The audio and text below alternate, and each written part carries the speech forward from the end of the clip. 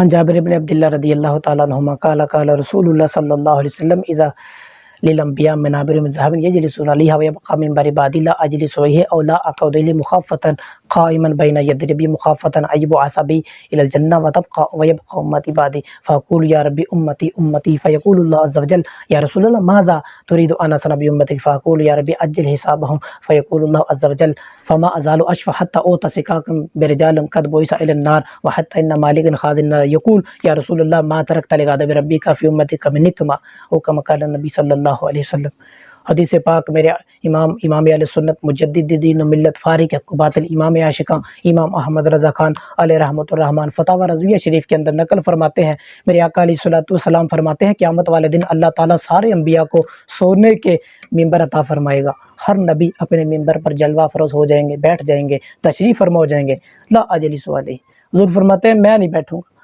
یبقى ممبر عبادی، میرا ممبر خالی رہے گا، باقی رہے گا۔ یا رسول اللہ آپ کیوں نہیں بیٹھیں گے، آپ کیا کریں گے؟ حضور فرماتے ہیں قائم بین یدی ربی، میں اپنے رب کے حضور کھڑا رہوں گا۔ حضور آپ کیا کریں گے؟ حضور فرماتے ہیں یا اقول رب یا ربی امتی امتی، میں اپنے رب کی بارگاہ میں کھڑا ہو کر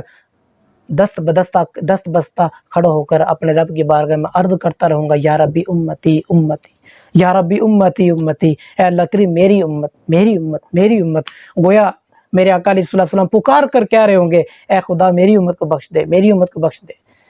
پھر میرے آقا علیہ السلام فرماتے ہیں میں اپنی ممبر پر نہیں بیٹھوں گا، اس لیے نہیں بیٹھوں گا مخافتاً ایوب عصبی الی الجنہ ویبقى امتی بعدی، کہیں میرا رب مجھے جنت میں بھیج دے، میری امت پیچھے تڑپتی رہ جائے، اکیلی رہ جائے، میں اس لیے نہیں بیٹھوں گا۔ اللہ کریم فرمائے گا یا رسول اللہ ما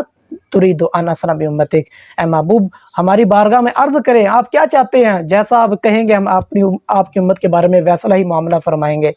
حضور فرماتے ہیں میں عرض کروں یا ربی اے میرے رب اجل حسابہم، میری امت کا حساب جلدی کر دے۔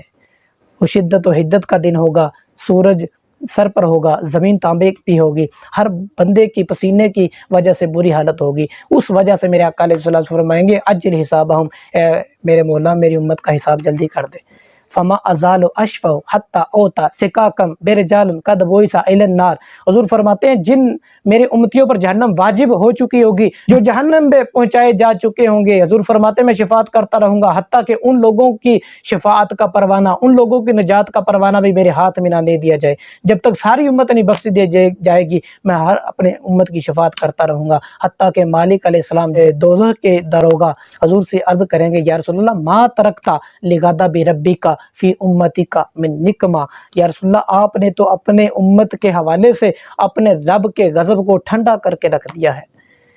گویا میرے آقا علیہ السلام اس قدر شفاعت فرمائیں گے کہ ایک بھی امتی جہنم میں باقی نہ رہے گا، شرط یہ ہے کہ ایمان دنیا سے لے کر چلا جائے۔ یہ میرے آقا علیہ السلام کی غمخواری ہے، یہ میرے آقا علیہ السلام کی کرم نوازی ہے۔ آج ہم ہیں اپنے آقا علیہ السلام کی ذات سے بے خبر ہے۔ حضور نے ہمیں ہر موقع پہ یاد رکھا، ہر لمحہ یاد رکھا، قبر میں یاد رکھا، حشر میں یاد رکھا، معراج کی رات یاد رکھا، گنبد خضرا کے اندر آج جلوہ افروز ہیں، وہاں پر بھی اگر امت کی طرف سے اچھے اعمال پیش کیے جاتے ہیں اللہ کا شکر ادا کرتے ہیں، اگر برے اعمال ہوتے ہیں تو میرے رب میرے آقا علیہ السلام اس وقت بھی غمگیر ہو جاتے ہیں، ہمارے لیے بخشش کا سوال کرتے ہیں۔ وہ تو آج بھی غمخواری فرما رہے ہیں اے امتی تو ہی غفلت میں ہے۔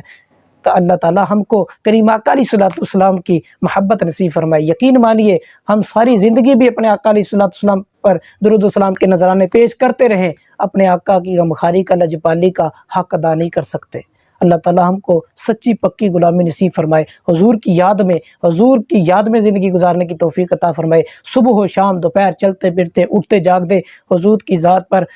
درود و سلام کا نذرانہ پیش کرنے کی توفیق عطا فرمائے۔